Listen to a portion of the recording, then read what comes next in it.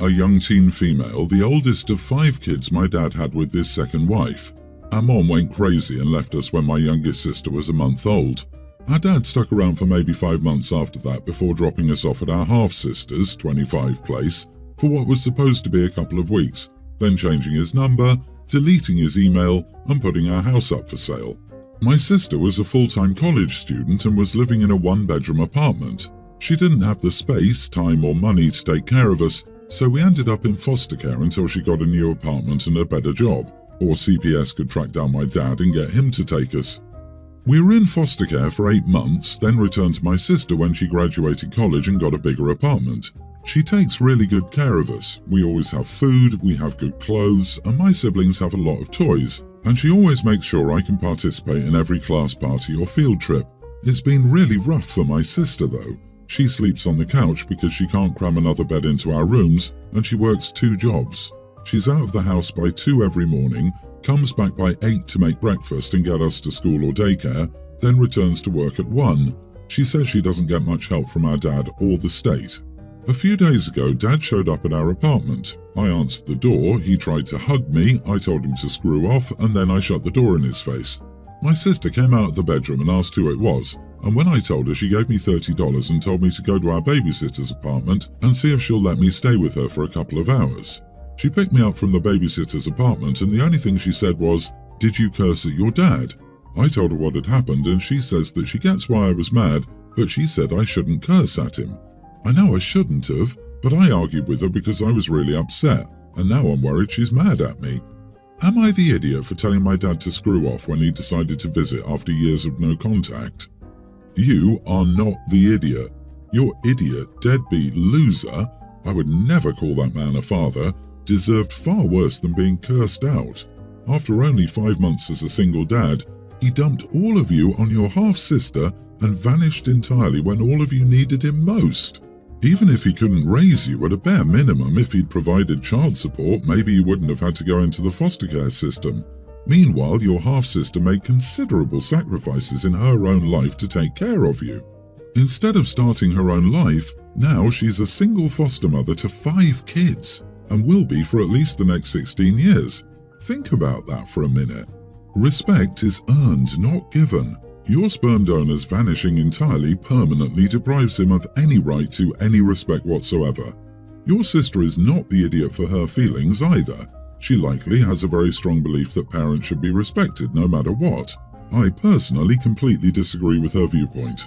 Sister is trying to instill kindness in you, which is honestly amazing, but you did nothing wrong. Your father is a pile of crap, and what he did to you and your elder sister is unforgivable. You're fortunate to have an amazing sister.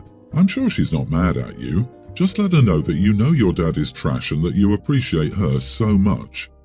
Geez, they abandoned 5 kids. 5! I'm so tired of parents abandoning their kids and hiding and no one doing a thing. Maybe if there were any consequences, people would think twice. Your flaky parents have taken away your childhood, and it's unfair, but you need to do everything you can to help your sister.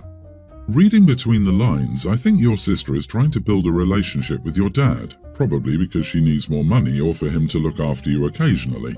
She must be exhausted and has no one else to help her. She probably hates him too, but she isn't in a position to slam the door in his face. Good luck to you guys. I really hope everything starts getting easier soon. I'm blessed to be marrying the love of my life. My engagement party was booked at an upscale restaurant, and before the day I sat my sister down and told her that I wanted the party to be focused on the wedding and to please not go above and beyond to take photos for her social media page. I might get flack for this part, but my sister is trying really hard to become famous online. I've never said anything to her because she's an adult and this is her life, but I didn't want her to pull any of her antics for my wedding. Because she doesn't just take a few photos to post, she's the embarrassing, in my opinion, caricature of the perpetually online influencer. She'll order 2 dishes at a restaurant, one to take photos of because it's prettier and the second to actually eat. She's stopped traffic before to take outfit photos in the street. She's also staged fake things to post online. One time she started crying in a Starbucks and made up a fake story about how the barista bullied her. I want to make it clear that I did not bar my sister from taking photos, I just didn't want her to do something that would embarrass me. Everything was okay until she stood on a chair to take a top-down photo of her meal. Everyone was staring and in shock, and a waiter had to come and ask her to sit down. She refused to and started to loudly argue with the waiter, saying that she was the bride's sister, and then started to sob loudly that she was getting bullied. I was mortified and immediately had the groomsmen escort her out of the room. She's since blasted me on social media, calling me an idiot for not handling the situation with more grace and empathy. She says I could have warned her instead of kicking her immediately out. I was kind of panicking, so I wonder if I could have handled it better. Not the idiot. The waiter asking her to sit down was her warning. Getting kicked out was a natural consequence. I'm not really sure why a grown woman needs a warning to please not stand on her chair. And plus, she caused a scene and argued like a spoiled baby when the waiter tried to ask her nicely to stop. I mean, if she'd been standing on a chair to get the perfect pic of the happy couple for you, maybe I'd give her a pass. But fighting over a pic of her food and drawing attention away from the occasion? That's rude. Seriously, she got 2 warnings, one before the event from OP and one during the event from the waiter. She's proven that she doesn't respond to warnings, only to consequences, and that's what she got. She's an attention addict and the sort that always makes herself out to be the victim when she knows she was the one who effed up. $20 says she will find a way to pull this type of crap at OP's wedding if she attends. $40 bets she shows up in a white lace floor-length cocktail dress. Does anyone have some red wine handy?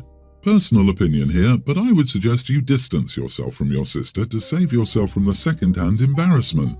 She doesn't care about you. Your warnings mean nothing to her. She is a self-centered narcissist.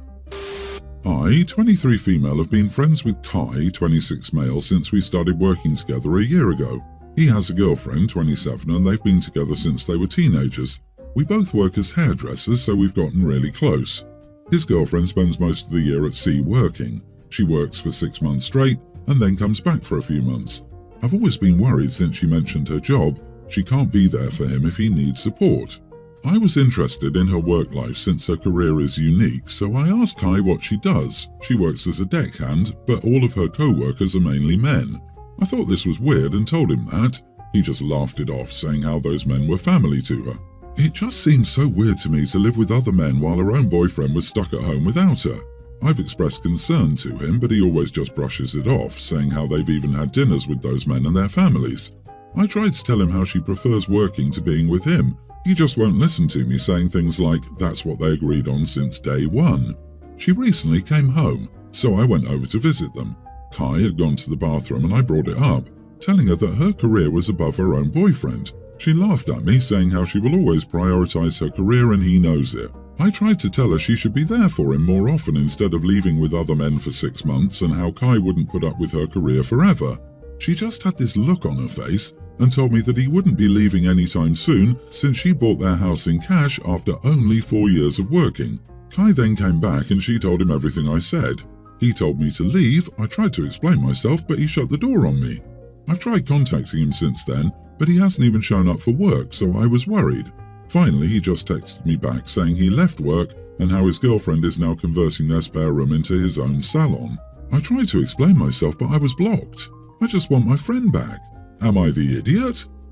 You are the idiot. Stay out of their relationship. You don't get to invent concerns your friend hasn't expressed having and confront his girlfriend with them, and you surely don't get to imply that she's fooling around with her co-workers just because they're mostly men.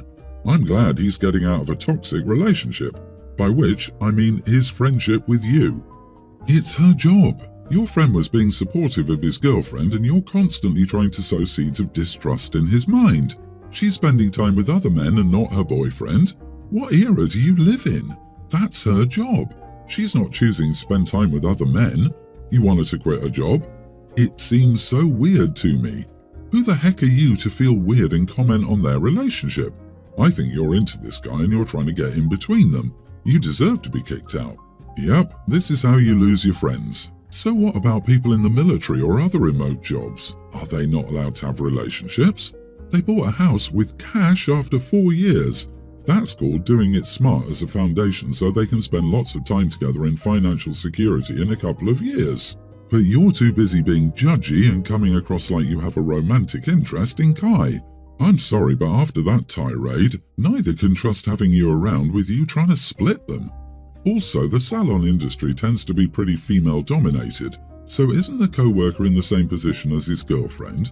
He most likely works around women all day long, but OP doesn't seem to think that's a problem. OP, stop disguising your jealousy as concern for your friend when it's obvious that you're in love with Kai and are meddling to break them up. I, 45 female, had my daughter Cindy, now 28, when I was 17. Her father didn't stick around and we really struggled for a bit. Even when I graduated college, I had a bunch of student loan debt and juggled rent, food and other expenses. Cindy never lacked necessities, but I admit she didn't get a lot of material possessions. I would try to save up as much as possible to make Christmas and birthdays as fun as possible, but she didn't get much else throughout the year, and we only went on 2 vacations total in her childhood. We definitely ate a lot of struggle meals and had to move often. We honestly teetered on the poverty line. When Cindy was 17, I was finally debt-free, got a job promotion and was doing much better. I did start to give her things throughout the year. For example, I used my bonus to take her to Disney World, somewhere she'd always wanted to go but couldn't.